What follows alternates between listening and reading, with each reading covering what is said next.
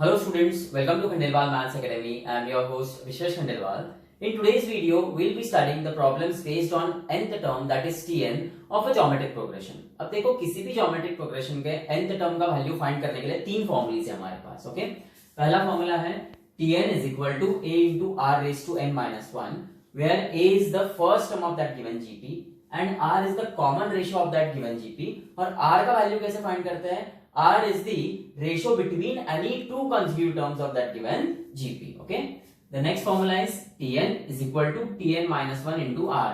मतलब यदि हमें given GP के सक्सीडिंग टर्म का वैल्यू पता करना है तो उसका जो प्रीसीडिंग टर्म है उसका वैल्यू पता होना चाहिए और उस वैल्यू को हम कॉमन रेशियो R से मल्टीप्लाई करते हैं. मतलब यदि हमें T8 पूछा रहा तो हमें T7 का वैल्यू पता होना चाहिए. फिर वो जो T7 का वैल्यू है सेवेंथ टर्म का वैल्यू, उसमें हम कॉमन रेशियो R का वैल्यू मल्टीप्लाई करते हैं, तब हमें 8th टर्म का वैल्यू मिलता है.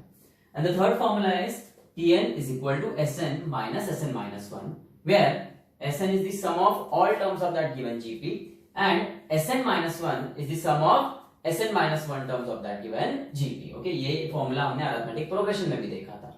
अब इस फॉर्मूला में जरूरी है कि यदि आपको T7 फाइंड करना है तो आपको S7 और S6 का वैल्यू पता होना चाहिए.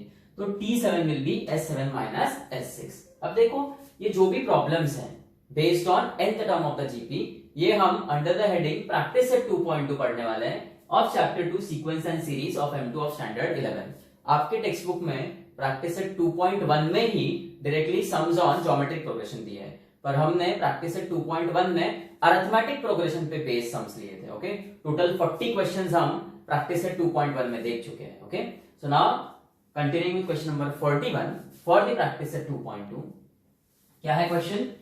Find Tn for the following GPs. हमें 5 सीक्वेंस दिए और पांचों जीपीस हैं और हर सीक्वेंस के लिए nth टर्म का वैल्यू फाइंड करना है.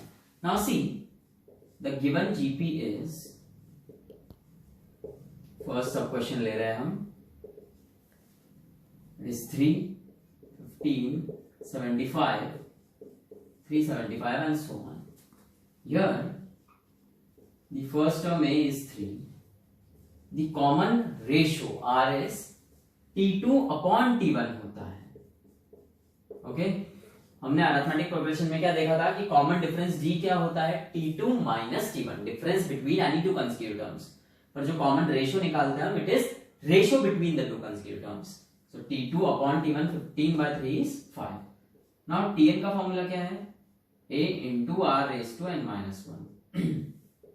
So now see, A is 3, R is 5 raised to n minus 1. यह आ गया आपका nth टर्म का value for this first geometric progression. Okay, अब देखो सेकेंड सब question. The given GP is 1, minus 4, minus 16, minus 64 and so on. Here first term A का value है 1, common ratio R is ratio between any two consecutive terms, तो हम लेंगे T2 upon T1 minus 4 upon 1 is minus 4. और Tn है आपका A into R raised to n minus 1. So Tn will be A is 1 into R is minus 4 raised to n minus 1. और 1 into any number is the same number, so Tn is minus 4 raised to n minus 1. Okay.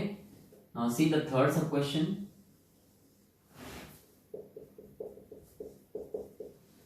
The given GP is 1 minus 3/2, 9/4, minus 27/8 and so on. Here first term A have 1 और common ratio R will be ratio between any two consecutive terms. हम T2 upon T1 लेंगे. minus 3/2 upon 1 is minus 3/2 and Tn is A into R raised to n minus 1. A is 1, R is minus 3/2 raised to n minus 1 and 1 into any number is the same number. So Tn is minus 3/2 raised to n minus 1.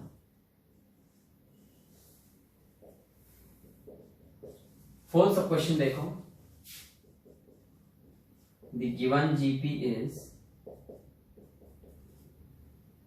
√3 1 by √3 1/3√3, 1/9√3, and so on. Okay, here the first term is √3. Okay, common ratio R is the ratio between any two consecutive terms. T2/T1 लेंगे, यानी 1/√3/√3, and this will be 1/√3 into, यहाँ पे denominator में कुछ नहीं, denominator के denominator में कुछ नहीं, मतलब 1 रहेगा, और अब ये रेसिप्रोकल होगा तो मल्टीप्लाई होगा. सो कॉमन रेशियो R जो है आपका वो 1/3 आया है. ओके, और अब फाइंड क्या करना है हमें, देखो ये भी रब कर देते हैं ताकि बोर्ड यूज में आ जाएगा उतना.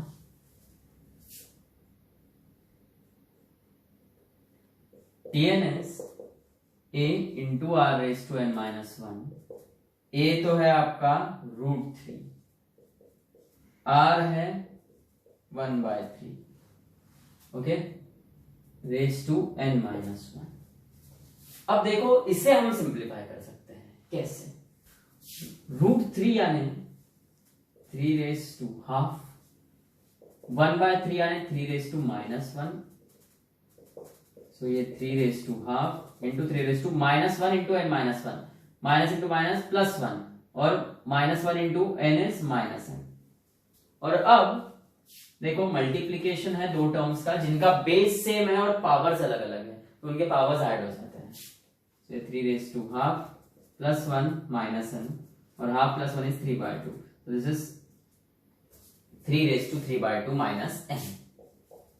This is the value of nth term of the given GP. Okay. ये फिफ्थ सम आप सॉल्व करके देखो, जो भी आंसर रहेगा आपका कमेंट सेक्शन में आप कमेंट करना. ओके, क्वेश्चन नंबर 42 देखो. Verify whether the sequence given by 1 -3/2 9/4 -27/8 and so on is a GP or not. Now see, the given sequence is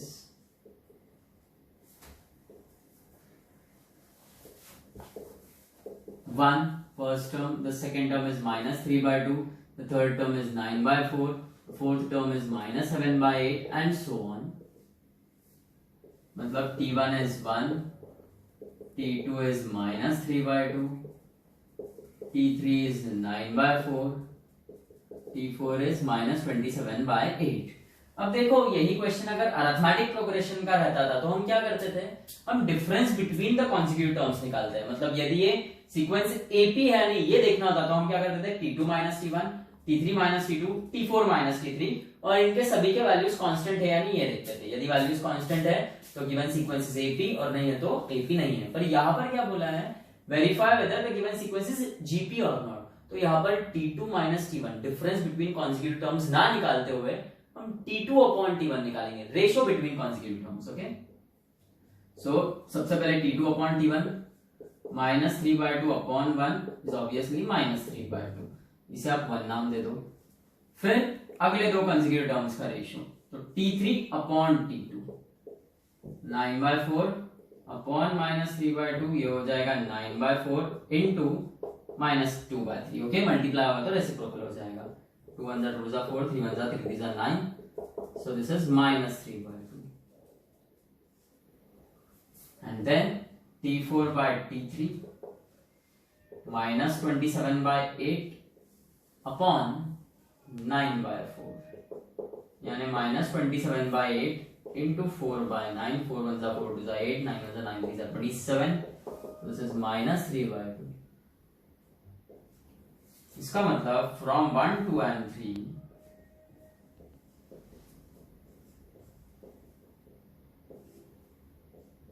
T2/T1 is equal to T3/T2 is equal to T4/T3.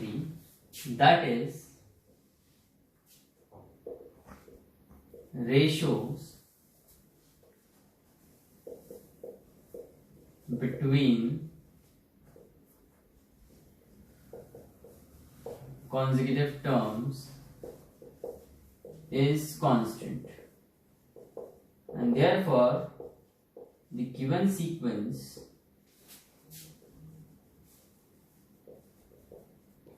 is a GP. Okay. 43rd sum देखो, for a GP A is 5 यानी value of the first term is 5, T6 is 1 upon 625 यानी value of the sixth term is 1 upon 625. To find R यानी common ratio का value और T10 value of the 10th term. अब देखो for a GP सबसे पहले हम लिखेंगे Tn is A into R raised to n minus 1. अब हमारे पास T6 का वैल्यू है तो ये n के जगह 6 पुट करो, A is 5 और RHS में भी जहां n है उसके जगह 6 आ जाएगा. अब T6 का वैल्यू है 1 upon 625 is equal to this is 5 into R raised to 5. अब देखो ये 1 upon 625 यानी 5 raised to 4 और ये जो 5 है जो R raised to 5 के साथ मल्टीप्लिकेशन में राइट साइड में, जब ये लेफ्ट साइड में आएगा तो ये डिनोमिनेटर में आ जाएगा और डिनोमिनेटर का जो वैल्यू से मल्टीप्लाई हो जाएगा. ओके. और इस 5 को हम 5 raised to 1 लिख सकते हैं. अब नीचे देखो क्या डिनोमिनेटर में लेफ्ट हैंड साइड के 5 raised to 4 into 5 raised to 5 base same है, पावर्स अलग अलग है और ये टर्म्स मल्टीप्लिकेशन में तो पावर्स ऐड हो जाएंगे 4 plus 1 और 4 plus 1 is 5. अब देखो हमें R का वैल्यू फाइंड करना है. यहाँ पर R raised to 5 है राइट हैंड साइड में, मतलब लेफ्ट हैंड साइड में जो टर्म जनरेट हो रहा है उसका पावर 5 आना चाहिए. अब न्यूमरेटर में तो 1 है, डिनोमिनेटर में 5 raised to 5 है, सो इस 1 को भी हम 1 raised to 5 लिख सकते हैं. ओके. 1 को आप कोई भी पावर दे दो उसका आंसर 1 ही आने वाला है. और according to laws of indices ये टर्म्स डिवीजन में है, इनके बेसिस अलग अलग है पर पावर सेम है तो आप पावर कॉमन ले सकते हो. इसका मतलब R is equal to 1/5. ये आ गया आपका R कॉमन रेशियो का वैल्यू 1/5. और क्या पूछा है हमें? T10. Now see Tn is A into R raised to n minus 1. T10 पूछा है मतलब n के जगह आप 10 लोगे. A is 5, R is 1/5 और ये n के जगह आप लोगे 10. So this is 5 into 1/5 raised to 9 और 1/5 raised to 9 यानी 1/5 into 1/5 into 1/5 into 1/5 कितने टाइम्स? 9 टाइम्स.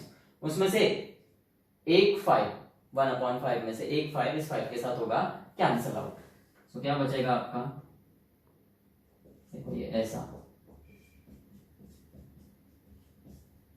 बराबर है. रेस टू 9 था, इसको ऐसे स्प्लिट कर दिया 1/5 रेस टू 8 into 1/5 और ये 5 कैंसिल. इसका मतलब T10 is 1/5 raised to 8. इसे आगे सॉल्व करने की जरूरत नहीं है. That is value of the 10th term of the given GP is 1/5 raised to 8. Okay. 44th सम देखो, for a GP R is equal to -3 common ratio का वैल्यू हमें दिया है और T6 is 1701 यानी value of the sixth term is 1701. To find A यानी value of the first term. अब देखो जो पिछला सम था उसमें हमें A दिया था और T6 दिया था. ऑब्वियसली वहां पे T6 का वैल्यू अलग था वो गिवन जीपी के लिए और वहां पे हमें कॉमन रेशियो फाइंड करना था. इस समय हमें कॉमन रेशियो दिया और T6 दिया है, हमें फर्स्ट टर्म यानी A का वैल्यू फाइंड करना है. Now see for a GP Tn is equal to A into R raised to n minus 1. So n के जगह हम 6 डालेंगे क्योंकि हमें T6 का वैल्यू पता है. तो LHS में n की जगह 6 डाला है तो RHS में भी n की जगह 6 आएगा और R का वैल्यू भी पता है हमें -3. अब value of the sixth term is 1701 is equal to A into ये -3 raised to 5. अब देखो minus raise to odd number is minus और 3 रेज टू 5 यानी 3 into 3 into 3 ऐसे 5 टाइम्स. तो 3 3 जा 9, 3 3 जा 9, 9 9 जा 81, 81 into 3. अब 81 into 3 is 243. सो अब क्या होगा, ये 1701 अपॉन अब ये -243 A के साथ मल्टीप्लीकेशन में, ये ब्रैकेट का बहुत इंपॉर्टेंस है. ब्रैकेट नहीं लिखोगे ना तो ये ऐसा हो जाएगा A -243 और फिर अगले स्टेप में तुम क्या करोगे, ये -243 है सब्ट्रैक्शन में राइट साइड में लेफ्ट में आएगा तो प्लस हो जाएगा, मतलब 1701 प्लस 243 कर डालोगे. ओके, ऐसा नहीं करना है, ब्रैकेट का बहुत इंपॉर्टेंस है. अब माइनस साइन दिखा तो ब्रैकेट नहीं देना. अब ये A इंटू -243 है और -243 मल्टीप्लीकेशन में है a के साथ राइट साइड में, जब ये लेफ्ट में आएगा तो ये डिनोमिनेटर में आ जाएगा, डिवाइड होगा। अब देखो भैया ये 243 के टेबल में 1701 आता है क्या, देखना पड़ेगा। ओके, और यदि ऐसा नहीं करना है तो ये कर सकते हो कि भैया 3 के टेबल में 243 आता है ना, कैसे 2 + 4 कितना होता है 6, 6 + 3 9, 1701 आता है कि 3 के टेबल में है तो 7 + 1 8 + हाँ आता है, तो भाई 3 से डिवाइड करो दोनों को। अब देखो ये हो जाएगा 3 5 = 15 बचेगा 2, ओके 20, 3 6 = 18 बचेगा 2, 21, 3 7 = 21, और ये 3 8 = 24, 3 1 = 3, और ये माइनस का साइन। भैया ये और सिंपलीफाई होता है क्या, तो ये 3 से तो डिवाइड होगा 81, ये 567 3 से डिवाइड होता है क्या, 5 + 6 कितना होता है 11, 11 + 7 18, हाँ भाई फिर से होता है, फिर से 3 से डिवाइड कर सकते हो, 3 1 = 3 बचेगा 2, 26, 3 8 = 24, ओके 26 में से 24 2 बचा 27, 3 9 = 27, और ये होगा 3 27 सा।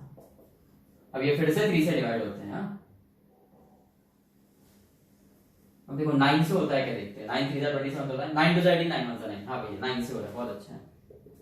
सो a = 9 2 = 18, 9 1 = 9, 9 3 = 27, और फर्दर ये होगा a = -7। ऐसा करना है, ऐसा करो, डायरेक्ट 243 से डिवाइड कर सकते हो तो उसको डिवाइड करो 1701 को 243 से, पर हमें 243 का टेबल नहीं आता है, इसलिए आपको जैसा जो मेथड ठीक लगे, बस आंसर आने को ना आपका -7, ओके। 45th सम देखो, given for a GP T3 is 18 यानी value of the third term is 18, T6 is 486 यानी value of the sixth term is 486, find करना है T9 यानी value of the ninth term, okay. बहुत से बच्चे क्या करते हैं, ऐसा लिखते हैं T9 = T6 + T3 बराबर है 486 + 18, मस्त 504 खत्म, ऐसा नहीं होता है वो, ओके। अब देखो फॉर अ जीपी T3 का वैल्यू दिया है, T6 का दिया है, T9 का पूछा है, मतलब Tn का यूज करना है, Tn = a × r⁻n−1। अब देखो हमें थर्ड टर्म का वैल्यू दिया है तो n की जगह 3 पुट करो, this is a × r⁻n is 3 - 1। अब देखो T3 का वैल्यू है 18 = a × r², इसे 1 नाम दो, ओके। देन हमारे पास सिक्स्थ टर्म का वैल्यू है तो n के जगह 6 पुट किया हमने, दिस इज a × r⁻n की जगह 6 -1। T6 is 486 = a × r⁵, इसे 2 नाम दो। अब देखो यदि ये अरिथमेटिक प्रोग्रेशन होता था तो उसमें ये जो फर्स्ट और सेकंड इक्वेशन आते थे ना, वो रहते थे लीनियर इक्वेशन इन 2 वेरिएबल्स, मतलब वो साइमल्टेनियस इक्वेशन का प्रकार होता था, और उसमें हम क्या करते थे, या तो ऐड या तो सब्ट्रैक्ट, यदि आपको याद होगा तो। पर यहाँ पर ये जीपी का सम है, और ओके, और यहाँ पर साइमल्टेनियस इक्वेशन नहीं आने वाले हैं, मतलब लीनियर इक्वेशन इन 2 वेरिएबल्स नहीं आने वाले हैं। तो यहाँ पर क्या करेंगे, तो यहाँ पे हम डिवाइड करते हैं, क्या करेंगे देखो, डिवाइड 2 by 1, मतलब सेकेंड इक्वेशन ऊपर, उसके नीचे फर्स्ट इक्वेशन, तो ये होगा a × r⁵ upon a × r² is 486 upon 18, a cancel, r⁵ upon r², तो ऊपर 5 r है, नीचे 2 r है, तो ऊपर के 2 r और नीचे के 2 r कैंसिल हो गए, तो ऊपर 3 r बचेंगे, मतलब r³ लिखेंगे। और 486 अपॉन 18, ओके, 18 2 होता है 36, ओके, 18 2 36, तो बचेगा 12, 126, 18 8 126, ओके, सॉरी 18 7 126, सॉरी, ओके। अब ये क्यूब है, सामने जाएगा तो क्यूब रूट बनेगा, और 27 का क्यूब रूट क्या है 3, सो r इज 3, आ गया हमारा r का वैल्यू। और हमें पूछा है value of the ninth term, तो हमें r के साथ साथ a का भी वैल्यू फाइंड करना पड़ेगा। अब ये r का वैल्यू किसी एक इक्वेशन में पुट कर दो, ऑब्वियसली ये इक्वेशन 1 छोटा दिख रहा है, यहाँ पे r² ना छोटा पावर है, r⁵ बड़ा है, तो यहाँ पे पुट करेंगे हम, put r is equal to 3 in equation 1.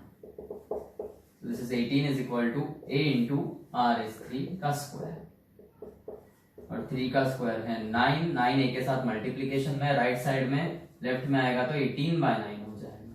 So a is 2. ये आपका a का वैल्यू. ओके, और अब value of nth term ninth term पूछा है t9. So tn is a into r raised to n minus 1. n की जगह 9 आएगा, a is 2, r is 3 और ये 9 minus 1. दिस इज 2 into ये 9 minus 1 is 8. अब देखो यहाँ पर ये 3 raised to 8 का वैल्यू निकालना ही पड़ेगा ना, क्योंकि t6 दिया है आपको 486. अब 3 raised to 8, 3 raised to 4 क्या आता है? 3 square is 9, 3 raised to 4 is 81. 81 into 81 करो. 1 1 1, 1 8 8, 8 1 8, 8 8 64. 3 plus 8 60. 1 क्या है? सो ये आया 6561 into 2 है. 2 1 2, 2 6 12, 2 लिखो, 1 कैरी, 2 5 10 प्लस 1 जो कैरीड 1 था 11, 1 कैरी, 2 6 12 प्लस 1 13. सो भैया for the given GP value of the ninth term is 13122. Okay,